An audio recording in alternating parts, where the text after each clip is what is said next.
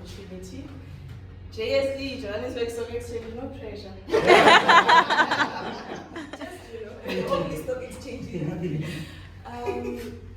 I am the financial advisor. Yes, I am with the Hereford Group, but for today's session, I'm merely going to be speaking. It's definitely about a product. It's not about a product. I'm not going to be trying to get your number, this and that, but I do hope that through this session, especially, I'm going to try to steal and borrow from the previous presenters, because what the two ladies have shared with us is so very much insightful, and then it also very much encouraging, because more than anything, it gives you that push to say, I need to start.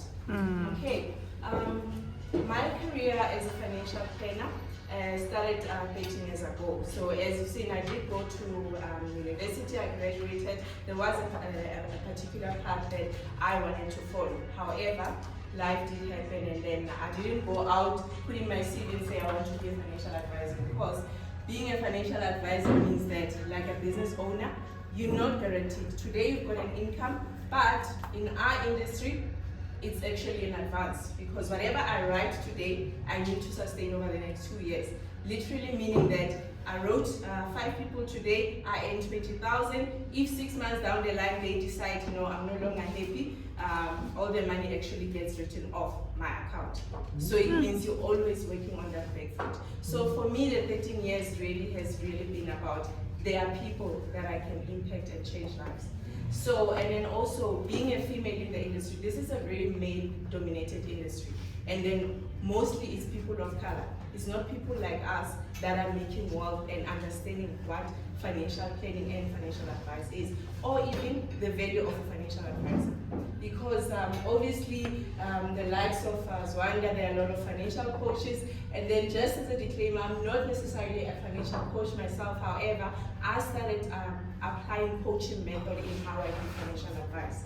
So that's basically what I've done, and then I'm still doing training to become accredited, because as much as when I speak on these platforms, we are regulated, so hence when I speak, it's mostly information sharing and giving general information. It's not going to be, you can't ask me, Jeanette, must I do this or must I do that? Normally that happens on one-on-one, where I fully understand where is it that you add, what your goals and objectives, and then how what part I will pay for you. Okay, so 13 years ago, I was in an insurance leadership after I graduated. And then 2 months into my training, my dad got retrenched. So him getting retrenched, I come from a big family of 7 kids. My dad was the only person working.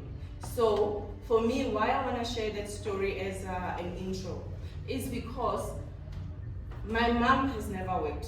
Her job was to raise us. And then my dad is not like, he was just a blue-collar worker. So whatever that little that he earned, obviously he could take care of his family. However, what happened at that stage, his package money paid into a bank. And then, because mostly in the industry we thought about protecting the capital, let's try and stretch this capital and live off the interest. So with my dad's situation is that, yes, it was about saying, okay, here you are, you've been a man providing for your family. Let's say he was providing for his family for 4,000. Now that he's been retrenched, someone can come in and say, no, we're gonna take all the money and give you 1,000 rand to live off. So already there's a mismatch. Then the person on the other line didn't understand or even know or try to establish and ascertain what was my father's needs. Him was not about protecting his capital, but rather was about doing what needed to be done. And then I also mentioned that we're coming from a big family. Black tax should not have a negative connotation. Just take black tax as a way of paying it forward. They invest in the firstborn. The firstborn is your responsibility, pull the next one, and then the baton is passed on like that. So that's basically one of the key things that we also need to take out from that. So I'm just obviously borrowing from that example there, because with whatever, he still needed to educate my 3 other siblings. So if he can educate those, and then I've just finished varsity and all, it's fine. Capital can deplete within 5 or 10 years, it's fine. So coming back to why the story about my father.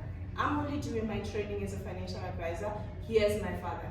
He has to become my first client. He's obviously not paying, but I had to go to him and say, you took me to varsity 4 years. If you trusted me with your money, like you took me through that process, now trust me with your money because I've got your best interest. And if I fail with whatever plan or strategy that I put in place, then I have to answer to my whole family. Okay. So for me then, because now, okay, here I'm learning, I'm going to my managers, I put something in place. It was definitely not a specific provider product, but I pretty much went to the market. I needed to understand what is an interest bearing, what did he need for the next 3 or 6 months. There was money that needed to be put into a bank account. We needed to grow some of the money. Where could we get growth which is much better than whatever that the bank gives? Then I went and looked and read up on your, your bonds, retail bonds. So I purchased those bonds for him. And then there's a money market account. I went online, I started, because fortunately enough, one of the providers and sponsors of the event, they were also sponsoring us at varsity. So I read up more and I opened his own money market account as well. So for me, when I look at it, 13 years later, that which was supposed to provide my dad with what, 1,000 rand income and so forth, he only finished his capital. So the portfolio that I put together, he basically finished off the capital only last month. So obviously I'm not going to go into the detail as to the how and all, but mine is just to say it is possible. And then identify and partner with the right person who can help you on the journey. And then most importantly, I am going to emphasize this. I've been a lot more frustrated in my work. I've wanted to leave so many times, but I've always been pulled back by the reason why I joined. Because for me, when I look back, yes, you can't really say, okay, she's a financial advisor for 13 years, she probably makes money, what car does she drive, where does she live? So, because I remember why I'm basically putting that point across is because one of the sessions, I had to service someone who asked me to say, how many millionaires have you made? And it was kind of like, okay, how do I make millionaires? I've actually gotten people out of debt. I've gotten people to live on their retirement savings where they're not now dependent on SASSA. So for me, that question when I was asked at a certain session, it actually made me to say, how dare this client ask me this question? So again, the why in whatever that you do is what will always keep you grounded. And always keep you grounded.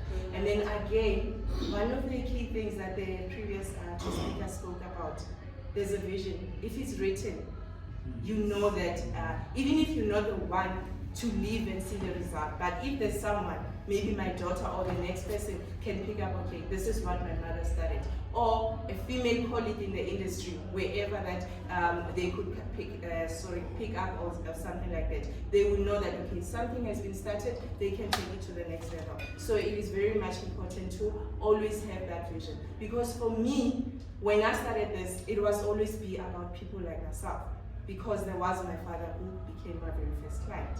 Okay. Aww. And then, as you can see, the program directors and all, now I'm supposed to do the very last session. Yes. I'm supposed to now obviously take all the notes from everyone. So now if I'm brought in like this quickly over here, I was wondering, what am I saying? But nonetheless, generational wealth, there's a mention of a will, there's legacy, and very much when I say financial freedom within lifetime, one's lifetime. The names obviously I won't remember quite quickly, but how did she get it right to do it in 4 years? First car paid off, first residence paid off, and then she's going on and building. So it means she's actually living there within her lifetime. Yeah. So these are some of the tools that I would be sharing during the one-on-one session. And then the next part, especially with legacy. For me, with legacy, there's a program. I hope we obviously not the sponsors and stuff like that, but there's a popular program. There is I Blew It. A lot of us watch that and then somehow we think that no, it's not gonna be for me. And then because of the very programs, people will say, okay, no, I need to put something in place. I actually want to put my child as a beneficiary of my income. I want to put a will in place. I want to do this and I want to do that. So all of those things are great. However, if the structure is not correct, you will still be very much a victim. What do I mean by that? So I'm basically gonna talk about a will first, and then how would we have a child whose parent put a will in place end up on a show like I Blew It? How did the child get access to the money at age 18? So that's something that I'm gonna basically address as well when I talk about a will. So a will is basically your last wishes. You are telling someone, the court or whoever that you nominated and appointed to facilitate and wind up with the estate to say, these are my wishes, make sure I would like for this to obviously be actioned when I've passed on. And then a will, in order for it to be valid, it needs to be written. There are certain requirements that need to be met before you can say there's a will in place. So if you've written it down and then you put it somewhere in your place, if you can't find it, it cannot be actionable. So one of the very important things when you're talking about a will, the first thing that it needs to be written down. It needs to be witnessed by two people older than 18, and then the court will only work on an original will. So it will also defeat a purpose if you've got a will that meets all the requirements, is sitting in your house, and then you pass away from a fire. So if your house burned down, that original will was in the house. Unless we can retrieve the original will, then you will be regarded as someone who has died interstate. So dying interstate without getting into the technicalities, you basically dying you die without a will or even the instructions. So it means normally there is a guideline that the courts would follow to say if someone has died, then the next of kin, where you married, this is how your wealth will be distributed and so forth. So coming back now to your will, you need to make sure, okay, I've done a will now. You're saying I can't keep it in my house. Where must I keep it, and who maybe must I do a will with? So there are a lot of providers, especially all the banks. They would offer a free will as a facility that is still valid and it's still good because it gives you the start. And then the next thing that becomes important is to say, now am I going to have to be paying a certain fee every year to keep that will in safe custody? Yes, depending on the provider, you might have to do that. But the next very important thing with that will once you set up is that as and when your circumstances change, it is critical to go and update the will. And then sometimes I'm married, I divorce, and then after divorce, because it was such a painful and stressful divorce, I hate my husband so much. I'm just making an illustration, by the way. Because the divorce, like the whole trauma that is associated with that will, I just wanted to move on and focus on my two daughters. I forgot to update my will. Now 6 months later or a year later, I never went to update the will. My ex-husband still is a beneficiary. I can prove, like my family can prove, like no, these people were divorced 15 years ago, however long. But if they say, was it within the 3 months? Because the law will still give you provision to say you've divorced, 3 months window period to still go and update that will. So it was 3 months later, he never updated the will. Unfortunately, the ex-husband will still inherit it. And then there's also another part. Yes, I'm married, we're not divorcing. I'm married in community of property. I've worked so hard, 13 years. I've got 2 girls, by the way, that I'm raising. And then I say, now my husband, he can stand on his own 2 feet. I don't even want a lady prettier than me or whatever the case coming and then suddenly being the evil stepmother to my kids. Then can I put everything to my kids?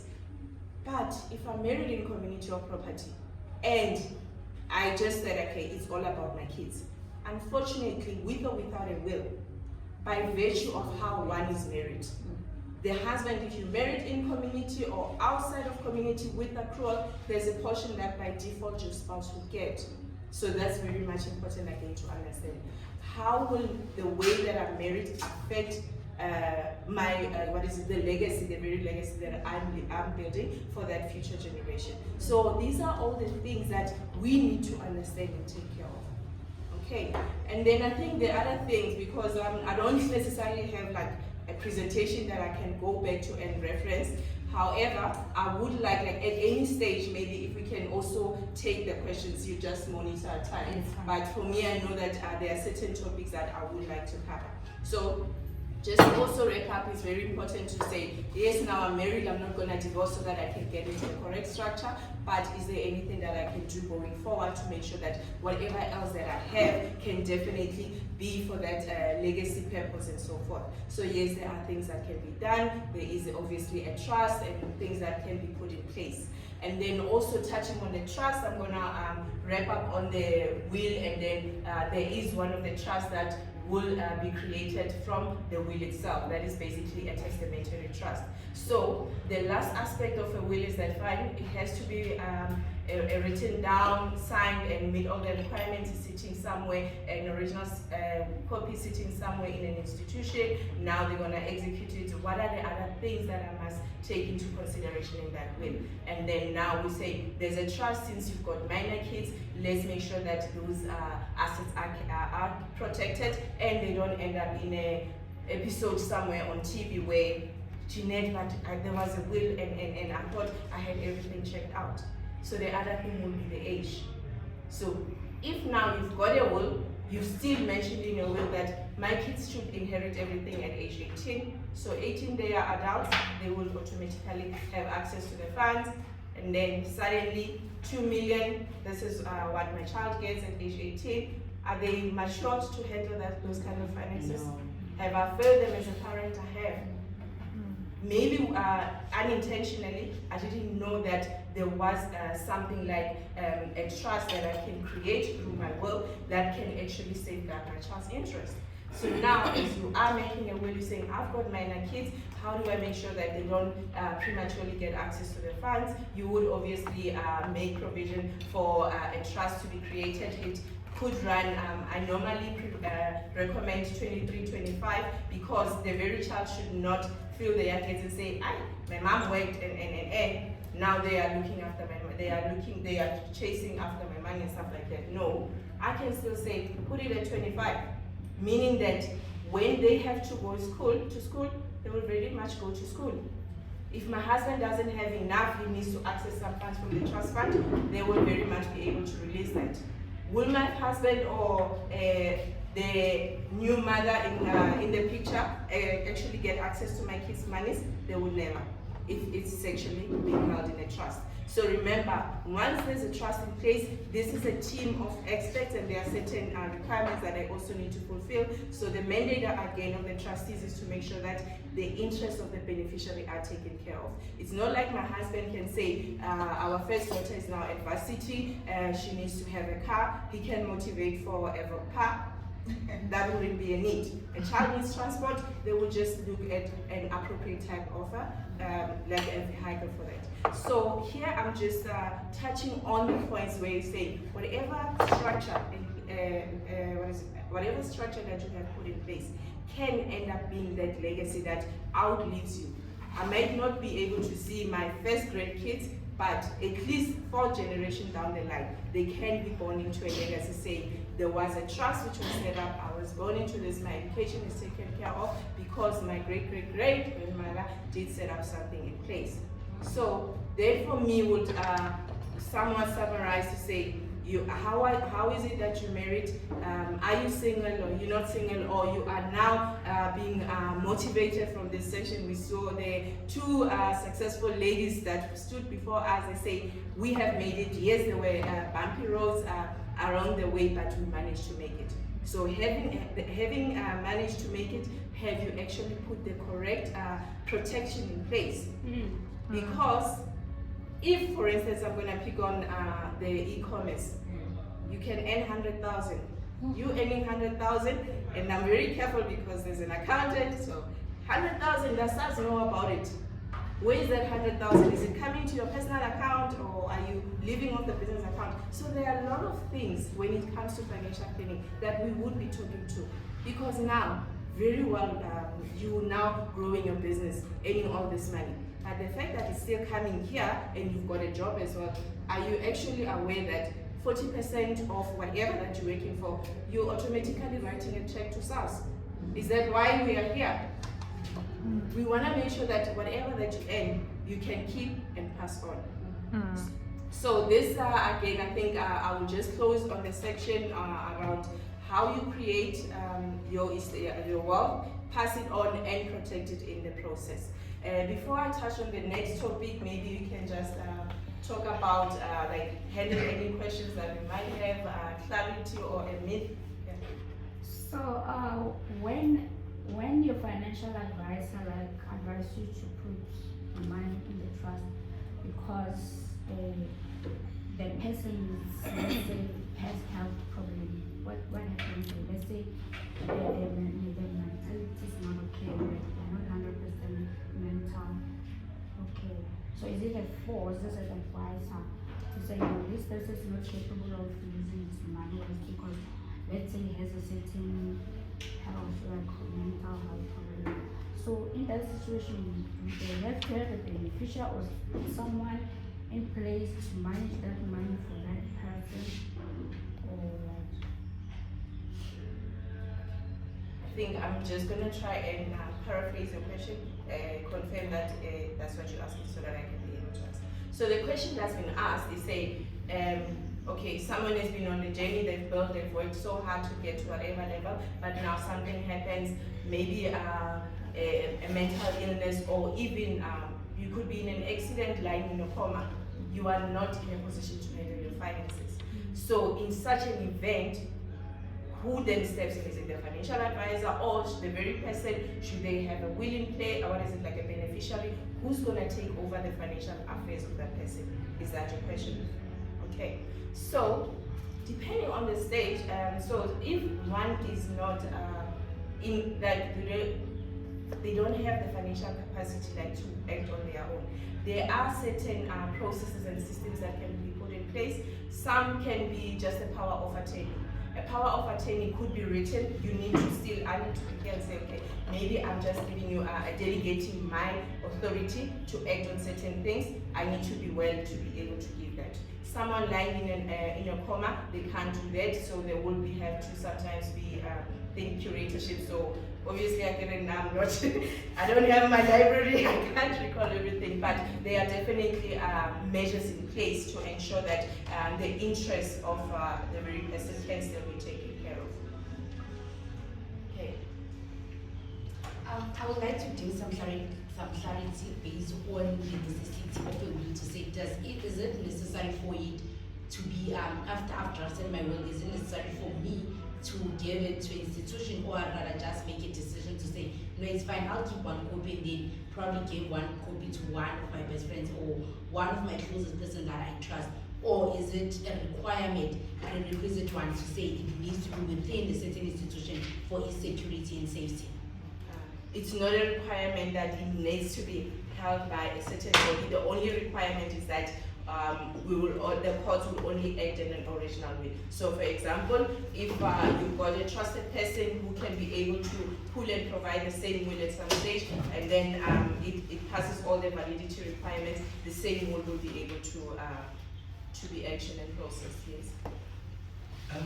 When is the right time to draft a will, to have a will? When is the right time? The best time would be even now. And then by now means that, well, I'm only 18. Obviously, is it 16 or 18? I can't remember, but there's an age at which one can draft a will. But even as someone who's just started an internship, they only have a salary, nothing else. Will it be advisable for such person to put a will in place? Definitely. Because at least if you put a will in place and then you go 5 years later, you've accumulated all these assets and wealth, and then instead of the court deciding what needs to happen, that document you drafted at age 22 will still give guidelines. Yeah. There's one question online. Ruth, you can go ahead and ask. Hi, Janet. Thanks for your presentation. On the wills, I just want to understand something. Now, if say I have an investment with maybe Alan Gray, and I've chosen my beneficiaries. So in the event, and I also have a will where I state a totally different story. So in the event of my death, which one takes precedence when they allocate the funds from my Allen Gray investment to the beneficiaries? Will they look at what I told Allen Gray, maybe 50%, 50% to only the kids, 50-50 each, and exclude everyone else? Or if my will now is saying my husband must get 50% of my of all my investments, and the kids can get 55% each. Which one will the I don't know what they're called, will the master of the court how would they award the funds to the beneficiaries? Okay, thank you for the question, Rosani. With regards to now, there's a will in place, there's a beneficiary form, and then things don't get to go the way that I would have wished. So the first thing, a will talks to whatever that goes through the estate, and what will go into the estate. Money that is held in your bank account, investments, business interests. So all of those would form part of your estate. Then the will talk to how the distribution needs to happen. Then the second part, we say, I've got policies. So with the policies, there could be a retirement annuity and life cover, for instance. Normally a will, so a will as valid as it is, it does not override or supersede a beneficiary form. So it's very much important to, like, as you do the reviews or whenever you're making changes, make sure that the two are talking to one another. What do I mean by that? You've got a beneficiary form that is not necessarily talking to your will itself. So whoever that you've nominated on your beneficiary, whether it's that ex-husband or you had your parent in a beneficiary form, unless you've updated that beneficiary form to talk to the will, they will pay according to what's on the beneficiary form, and then whatever else that remains into your estate, being investments, cash, your Cetrix, your easy equity portfolio, those type of things, they form part of the estate, so directive will be taken from whatever that the will says. So a beneficiary, it will always supersede, it's not going to be cancelled by a will, and not vice versa. And then I think with that said, there was also a point that I needed to touch on. There's retirement savings. So there's a retirement annuity, there could be pension. You could have written a will, you could have written a nomination form, but there's a portion of the retirement fund savings that is governed by a separate legislation altogether. That is like the trustees still get to make a decision. So again, I'm going to make an example. Someone is married or not married here, I'm not aware that my husband has got another wife somewhere else, and then now he's been providing for that second family of his in our absence. So now when I come, I'm the legal wife, I can prove and everything. However, if the other lady and her kids, for instance, they can also prove that, no, this guy used to maintain us and all of that. Now, the law makes provision to say, whoever that was dependent on you, it's no longer about what your wishes are, but it will now be about doing what is right. So they can literally now come and override some of their decisions or wishes that you might have had. So this is basically now talking to say, with our retirement savings, is there anyone who's gonna come and snip in and take whatever that, like, undo whatever list that I would have written? Yes, a portion of your pension fund, regardless of what your will or your beneficiary says, there's a portion that will definitely be, could be overwritten. English. Yeah, so like there's legislation that will allow for provision of those people that are dependent on them. Is that applicable when the pension is already paid, or is it only before the pension is paid out? Okay, so great question. Estate, sometimes, to wind up the estate, sometimes it can take as long as 6 months to 12 months. And then if you already are gonna build on the path that the ladies have mentioned, you're now gonna have business interests. That estate is complex, sometimes it might take even 2 years. So now to your question, pension fund money is not gonna pay out the quickest because of that work that needs to happen. So before the funds are released, the trustees need to satisfy themselves that their due diligence has been done. So there could be delays. Yeah. Yeah, and then I think the other thing I would say, to be corrected, obviously I'm not a lawyer, but I would think that if somehow someone comes and has a claim against your estate way after it was finalized, so, or rather maybe after distribution of other assets, so there will still be some mechanism to allow and entertain such people, I believe. Okay. Again, so if a person has already retired, it's not a pension fund anymore, does the law still apply of side children? Now it will be that process here dragging each other to court. Because now there's no longer there. Because remember, the retirement pension money, it's almost the safety net for those. Exactly. But outside of that, now it will be a court. So there's always going to be, the court will always be that arbiter to handle such matters. So I will not say, and once this is done and what is it? It's sealed. No, certain things can still be challenged, and then again, very, very importantly, I almost forget. I mentioned that pension monies, there could be a delay in those being paying out. Life cover, funeral cover, 24 hours, 6 weeks, 8 weeks at the most, depending on the nature of death. So the life cover, normally, and even investments, those will be the quickest to pay. So now, where am I bringing all of this into context? Is because people, either you've dealt with an estate directly, or you've seen a scenario that seemed out of the ordinary. These people were living well.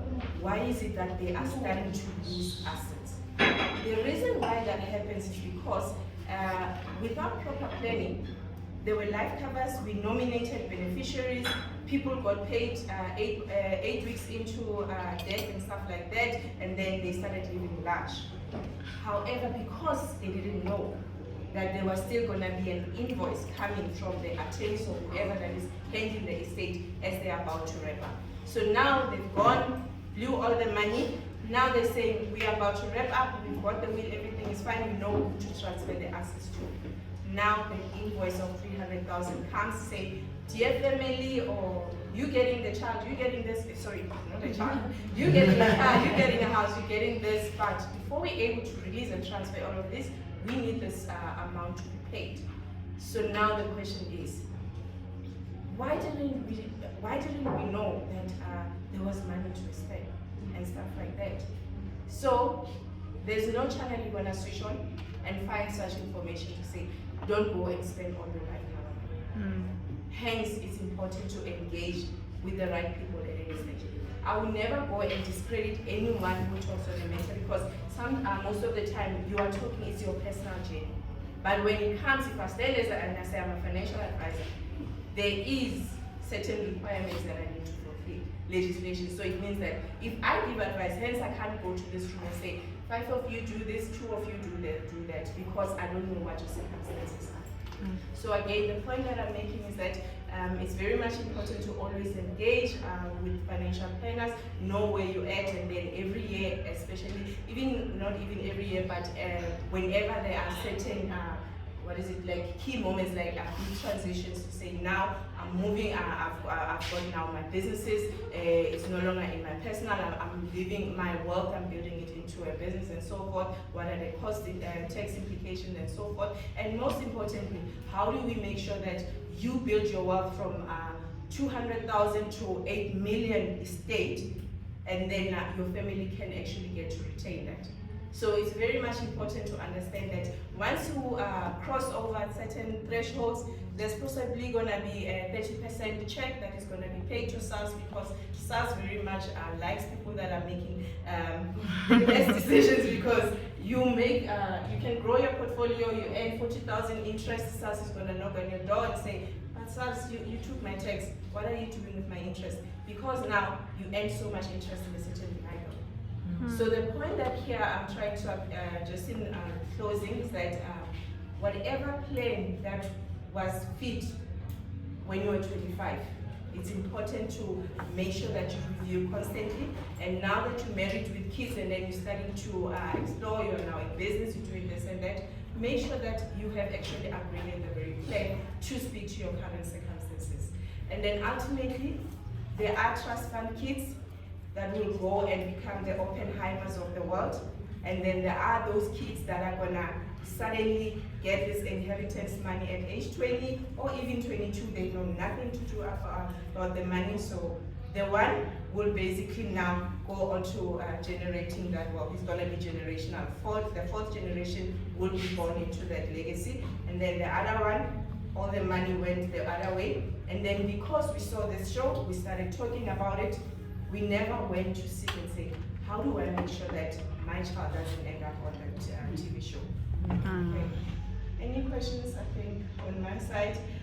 I hope my vote of thanks but yeah, I tried obviously to try and maneuver, but the most important thing is have that vision, know what is it that you want to do, and then no two people's situation is ever gonna be alike. So know what is it that you are that is driving you, and then don't follow the trend. Just because people are saying, "Yo, I hate black text," who are you to hate black text when you never even created it? Understand the concept. Our parents were never born into the world. So if they invested you as if they invested in you as the firstborn, when you go to support your sibling, support them to a point where you're saying, okay, I'm giving you this now, and then I'm gonna give you 5,000 to open that take-a-lot business so that now you can stand. And then when it gets to the third person, definitely it's gonna be different. Okay, any other questions? Thank you so much.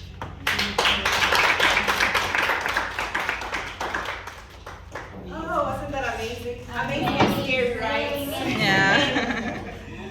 I find estate planning so interesting because as black people really, we don't like talking about death. And we don't like talking about death, and death and money makes it a lot more complicated.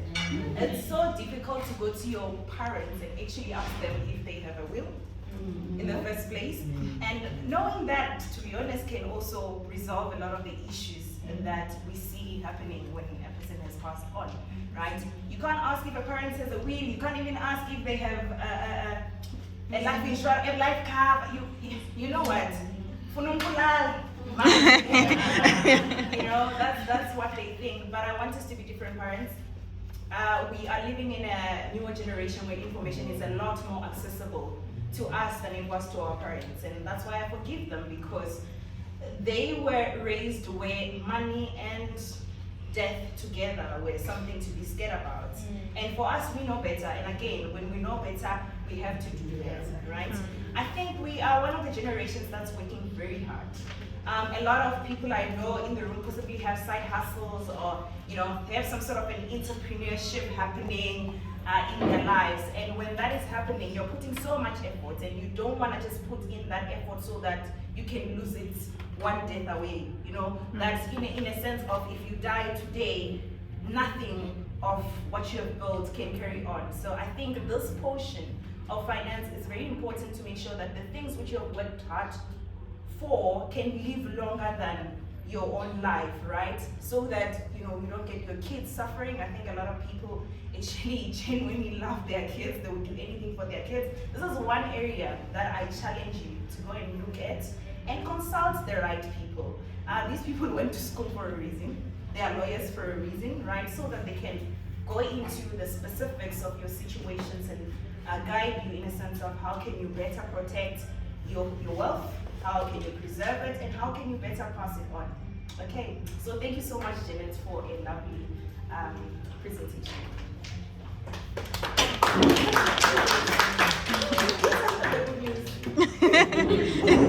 Okay, thank you so much. And we'll now be having light lunch. I'm concerned about the light lunch. And then after the light lunch, we'll be having Zwanda and Zama to be wrapping up the whole session. Thank you.